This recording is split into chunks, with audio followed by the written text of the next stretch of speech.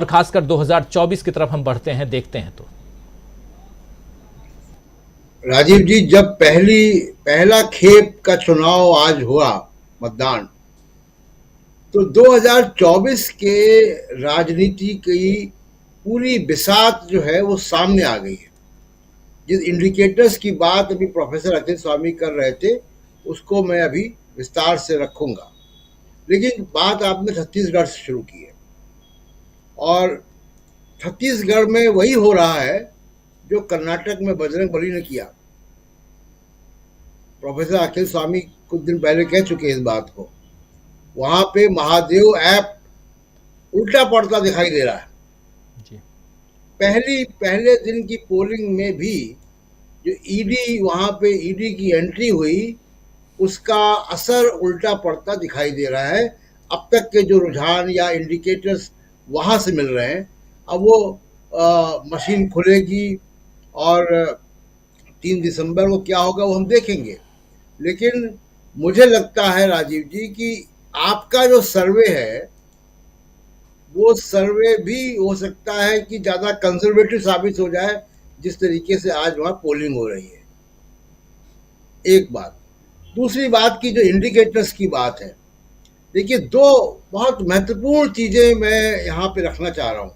एक, आज बिहार में जातिवार सर्वे की रिपोर्ट के दूसरा अंश भी रख दिया गया, और बिल्कुल पानी की तरह साफ हो गया कि जिनके लिए योजनाएं बनती हैं, जिनके नाम पर वोट मांगे जाते हैं, जिनके जिनका जिनके जिनके नेताओं पर या डॉक्टर अंबेडकर को मालाएं चढ़ाने के स्वांग रचे जाते हैं, लेकिन विकास किसका होता है, संसाधनों पे कौन बैठा है, शिक्षा का में वर्चस्व किसका है, तो आज वो पानी की तरह साफ हो गया। याद होगा कि कल अमित शाह जो कह रहे थे कि यादवों की जनसंख्या सबसे ज्यादा बढ़ी है, और आज ये जब रिपोर्ट पेश होती है तो सामने साफ बात आती है कि जो ओबीसी की बड़ी अगली जातियां मानी जाती हैं, यादव, मौर्य, कुशवाहा इत्यादि, उनकी सरकारी नौकरियों में भागीदारी 6% के आसपास है। जी। तो इस यहां से मंडल 2 शुरू होता है आज। सामाजिक न्याय की राजनीति जो राहुल गांधी अब राष्ट्रीय स्तर पर कर रहे हैं, तो वीपी सिंह ने केवल मंडल कमीशन लागू किया था, राहुल गांधी उसकी बहुत सिलसिलेवार राजनीति कर रहे हैं। और आज नीतीश कुमार का जो भाषण जो आपने सुनाया, जो 75% आरक्षण की बात अब उन्होंने कर दी है, ये 2024 के चुनाव का एक रोड मैप है जिसमें बीजेपी आ नहीं पाएगी। आप देखिए कि बहुत समय तक जातिवाद जनगणना पे बीजेपी या मोदी और अमित शाह खामोश रहे। उसके बाद कल परसों से बोलना शुरू किया और हमला किया जातिवाद जनगणना पे। और अब देखिए कि जो तस्वीर सामने आई है नीतीश कुमार के भाषण के जरिए और जो रिपोर्ट पेश की गई है, वो तस्वीर जो है वो 2024 की राजनीति क्या होगी दिखाएगा। दूसरी एक बड़ी दिलचस्प ट्रेंड, जो इंडिकेटर है, जो अब प्रोफेसर अखिल स्वामी कह रहे थे, अभी हम लोग छत्तीसगढ़ में थे, हमने चर्चा भी की थी यहाँ पे कि छत्तीसगढ़ ने पहली बार भूपेश बघेल ने छत्तीसगढ़ी अस्मिता को जगाया, उस पर सिलसिलेवार ढंग से काम किया 5 साल तक। और आप इन चुनाव के परिणामों में देखेंगे कि छत्तीसगढ़ी अस्मिता काम कर रही है। याद होगा कि जब डीएनए की बात की थी नीतीश कुमार के मोदी साहब ने, और किस तरीके से नीतीश कुमार ने उसको बिहार का डीएनए पे जो है ले गए बात को, और फिर नतीजे क्या हुए। जी। देखिए, जनवरी के महीने में राम मंदिर का उद्घाटन होना है। अमित शाह के भाषण को देखिए, मोदी साहब के भाषणों को देखिए, वो हिंदू मुसलमान की राजनीति पे वापस जा रहे हैं।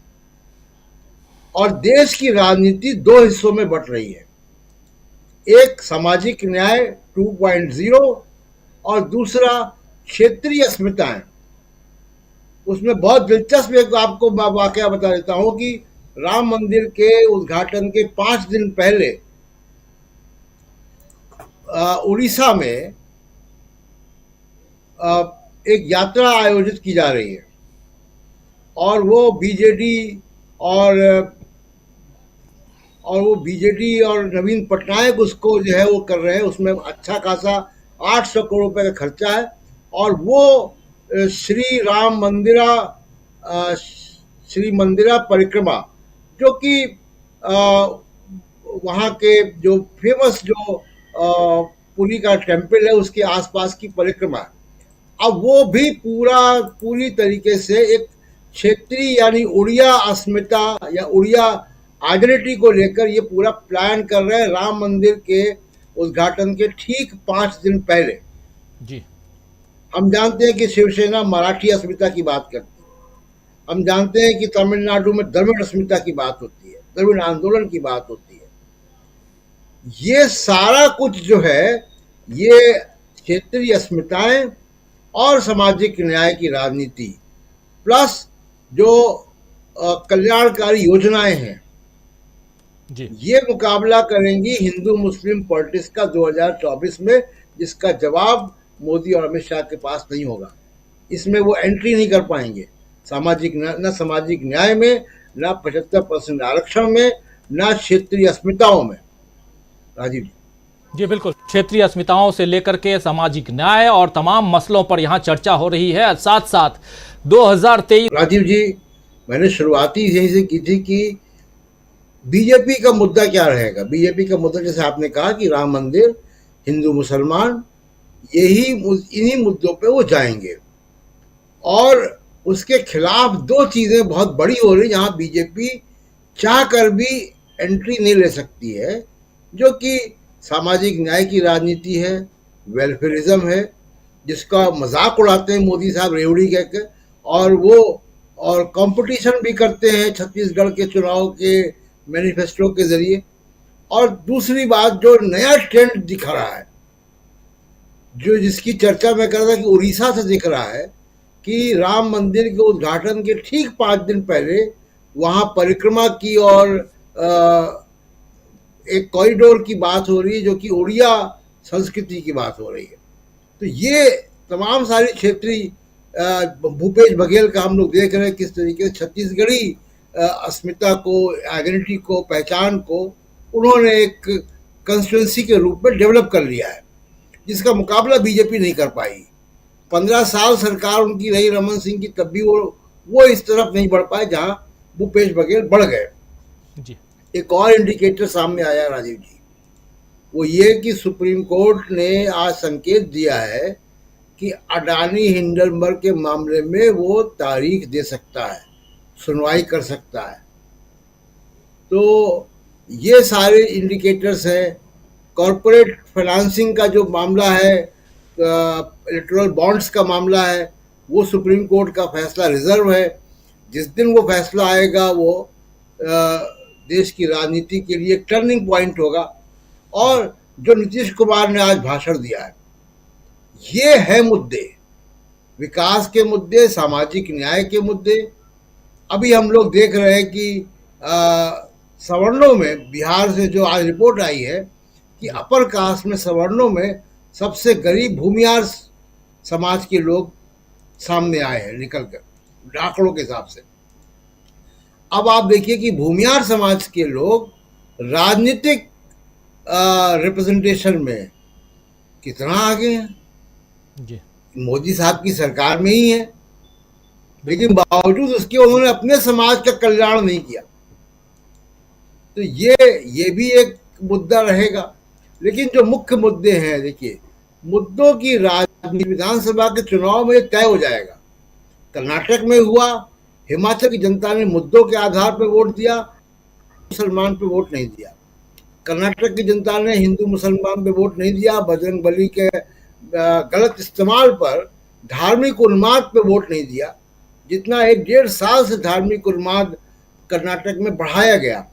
और आप देखिए कि सरकार बदलते ही सब कुछ गायब हो गया। लड़कियां हिजाब पहन के स्कूल कॉलेज जा रही हैं, कोई नहीं रोक रहा उनको। जी। तो तो ये जो विधानसभा के चुनाव है, और खासकर मैं बार बार इस बात को कह रहा हूं कि तेलंगाना का चुनाव एक संकेत देगा। हालांकि वहां पोलिंग नहीं, फिर भी मैं बात ये कह रहा हूं कि तेलंगाना का चुनाव एक संकेत देगा कि देश की राजनीति किस तरफ जा रही है, और वो बहुत बड़ा संकेत होगा। और मुझे लगता है कि बीजेपी को अपनी पोजीशन जो है वो रीथिंक करनी पड़ेगी 2024 के लिए, वरना वो आरएसएस में लेख आ ही चुका है कि सिर्फ जी नरेंद्र मोदी के चेहरे पर चुनाव नहीं हो सकता। जी बिल्कुल। और आपको एक जानकारी और दे दूं, आज जितने भी छत्तीसगढ़ के अखबारों में बीजेपी के विज्ञापन छपे हैं उसमें जेपी नड्डा साहब की तस्वीर है। अमलेंदु उपाध्याय जी, आपके पास आना चाहता हूं और चर्चा। जी प्रशांत जी जरा आवाज। जी जी प्रशांत जी क्या बोल रहे थे? जेपी नड्डा साहब की तस्वीर आ गई अखबारों में चुनाव के नतीजों से पहले, ये भी एक ट्रेंड में गिन लिया जाए। बिल्कुल बिल्कुल, ये भी एक ट्रेंड में, क्योंकि तस्वीरें कैसे बदलती हैं और कौन